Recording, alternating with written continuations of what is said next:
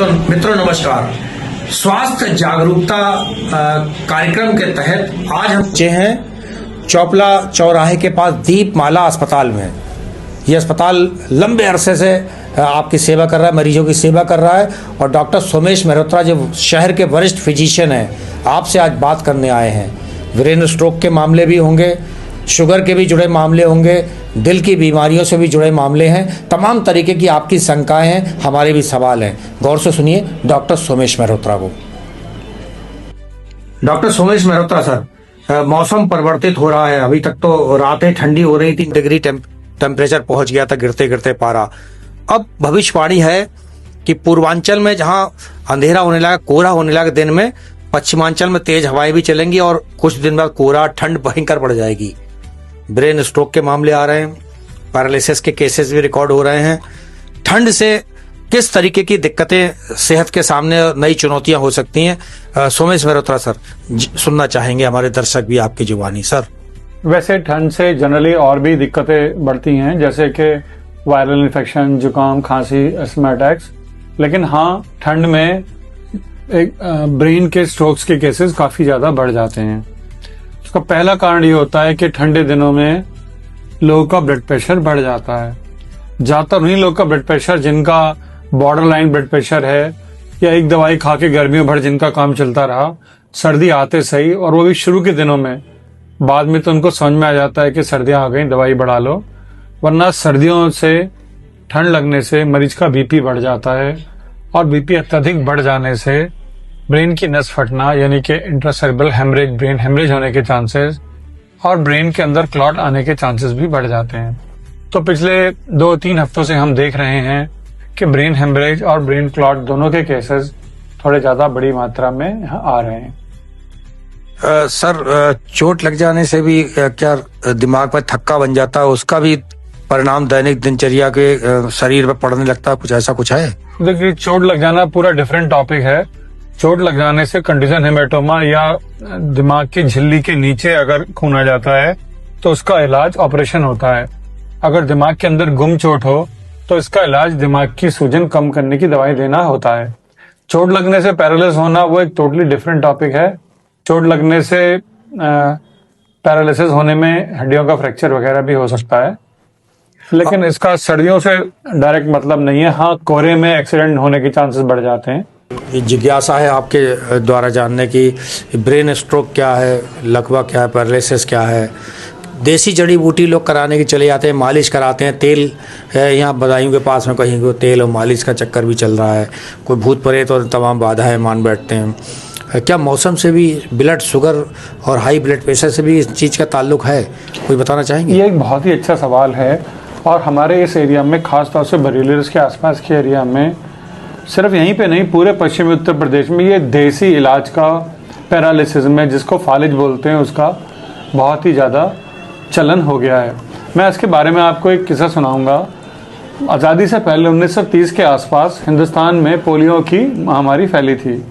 उस ज़माने में अंग्रेज़ों ने और अंग्रेज़ डॉक्टरों ने सारे गाँव के लोगों को, और जो चिकित्सक लोग उस ज़माने में होते थे, उनको ये सिखाया कि पोलियो के मरीज के हाथ पैर को ठंडा ना होने दें, उन्हें लपेट के रखें और बुखार उतर जाने के बाद उसकी तेल से मालिश करें और लोगों को गर्म चीज़ें खिलाएं और उस हाथ में या उस पैर में ग्लूकोज की बोतल ना लगाएं। ये तो था पोलियो का इलाज। पर इतने सालों में वो पोलियो का इलाज होते होते लोगों के दिमाग में बात बैठ गई है कि वो हर किस्म के हाथ पैर ना चलने पे इलाज करा जा सकता है। ये जो तेल है, ये दरअसल ट्रांसफार्मर का ऑयल होता है, जो ट्रांसफार्मर में यूज़ करते हैं। अंग्रेज़ों के ज़माने में जो जीप में मोबिल ऑयल पड़ता था वो लगाया जाता था, इसको कहते थे बिजली का तेल। अब वो धीरे धीरे सालों साल बदलने से लोगों में भ्रांति ये बैठ गई है कि तेल मालिश से, फालिज जिसे कहते हैं, ठीक हो सकता है। मैं बताना चाहूँगा कि बिल्कुल ये मन की बात है सोचना। और जो पैरालिसिस होती है वो अकेले दिमाग में थक्का आने से नहीं होती है। पैरालिसिस दिमाग की इस कारण से होती है अगर दिमाग में खून का दौरा रुक जाए। उसके 2 कारण हो सकते हैं, या तो दिमाग की नस फट जाए और या दिमाग की नस के अंदर थक्का आ जाए, और इन दोनों का इलाज एकदम उल्टा होता है। अगर दिमाग में थक्का आ गया तो थक्का घोलने की दवा, थक्के को तोड़ने की दवा लगाना, खून को पतला करना ज़रूरी होता है। और दिमाग की नस फट जाए तो खून को पतला करने की दवा हरगिज नहीं दी जाती है। अगर खून पतला है तो उसे गाढ़ा करने की दवा या ब्लड के कंपोनेंट देने होते हैं। तो दुनिया का कोई भी डॉक्टर बिना सीटी या एमआरआई के ऊपर से देख के 100% ये नहीं कह सकता है कि इसको ब्रेन हेमरेज है या दिमाग के अंदर थक्का है। हाँ, बड़ा हेमरेज हो तो आइडिया लग जाता है, उसमें मरीज को सिर में दर्द होता है, उल्टियाँ आती है, बीपी बहुत बड़ा होता है। लेकिन ऊपर से देख के बिना एमआरआई के कोई भी कह नहीं सकता है कि दिमाग की नस फटी है या थक्का आया है। और दोनों का इलाज बिल्कुल उल्टा है। हुआ ये कि 2005-2006 में एक इंजेक्शन ईजाद हुआ जो लगाने से, जो उस समय कहते थे कि 3 घंटे के अंदर अगर स्ट्रोक के पेशेंट को जिसके दिमाग में क्लॉट आ गया उसे लगा दो तो क्लॉट पूरी तरह से टूट जाता है। बाद में बढ़ के इस टाइम को 4.5 घंटे किया गया। और कुछ खास किस्म के स्ट्रोक्स में, जिनको पोस्टीरियर सर्कुलेशन स्ट्रोक कहते हैं, उनमें नाड़ी द्वारा, मतलब नली द्वारा, ये 24 घंटे में भी थक्का तोड़ा जा सकता है। तो हम ये समझ जाएं कि ब्रेन स्ट्रोक या पैरालिसिस या फालिज जिसे कहते हैं, दिमाग में थक्का आने की वजह से अगर है तो उसका इलाज शुरू के 24 घंटे और सबसे बेस्ट इलाज शुरू के 4.5 घंटे में हो सकता है। अगर 4.5 घंटे के अंदर मरीज अस्पताल आ जाए और हॉस्पिटल में वो तोड़ने का इंजेक्शन एक्टिलेज हो तो मरीज को बिल्कुल ठीक किया जा सकता है। लेकिन परेशानी ये है कि लोग शुरुआत में यही सोचते रह जाते हैं, अरे टेंशन हो गई होगी, अरे ठंड लग गई होगी इसलिए हाथ नहीं चल रहा है। और कुछ लोग ये देसी इलाज के चक्कर में भी समय नष्ट कर देते हैं। तो ये गोल्डन आवर का जो कॉन्सेप्ट है वो ब्रेन स्ट्रोक के केस में सबसे ज़्यादा इम्पॉर्टेंट है।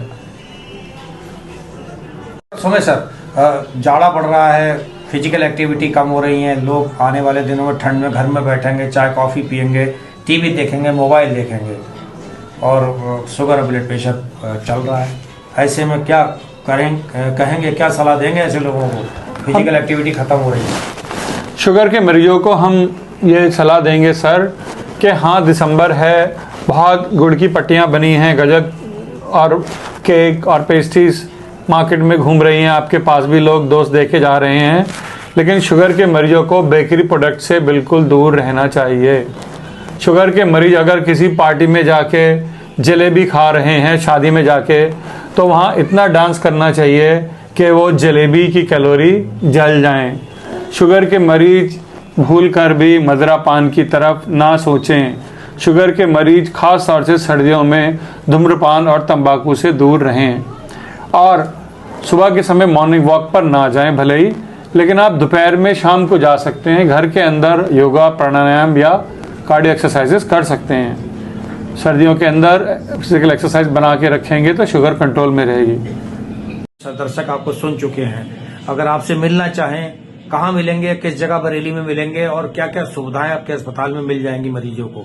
डॉक्टर सोमेश जी, मैं पिछले 25 साल से बरेली में हूँ और अभी पिछले 20 साल से दीपमाला हॉस्पिटल चौपला रोड पर हूँ। इसका रास्ता पुल के नीचे से है और मैं यहाँ पे सुबह 10 बजे से लेकर शाम के 6 बजे तक अनवरत रहता हूँ। लेकिन उसके अलावा हमने पूरे हॉस्पिटल में वीडियो कैमरे लगाए हैं। इमरजेंसी में अगर रात के 2 बजे भी मरीज आता है तो हम वीडियो कॉल पे तुरंत पेशेंट को देख लेते हैं। और हमारे योग्य डॉक्टरों की टीम 24 घंटे यहाँ रहती है, जो पैरालिसिस, सांस फूलना, वेंटिलेटर डिपेंडेंट, डेंगू या इमरजेंसी पेशेंट को टैकल करते हैं। सुमेश सर, जाड़ा पड़ रहा है, फिजिकल एक्टिविटी कम हो रही है, लोग आने वाले दिनों में ठंड में घर में बैठेंगे, चाय कॉफ़ी पियेंगे, टीवी देखेंगे, मोबाइल देखेंगे और शुगर और ब्लड प्रेशर चल रहा है। ऐसे में क्या कहेंगे, क्या सलाह देंगे ऐसे लोगों को? फिजिकल एक्टिविटी ख़त्म हो रही है। शुगर के मरीजों को हम ये सलाह देंगे सर कि हाँ, दिसंबर है, बहुत गुड़ की पट्टियाँ बनी हैं, गजक और केक और पेस्ट्रीज मार्केट में घूम रही हैं, आपके पास भी लोग दोस्त देखे जा रहे हैं। लेकिन शुगर के मरीजों को बेकरी प्रोडक्ट से बिल्कुल दूर रहना चाहिए।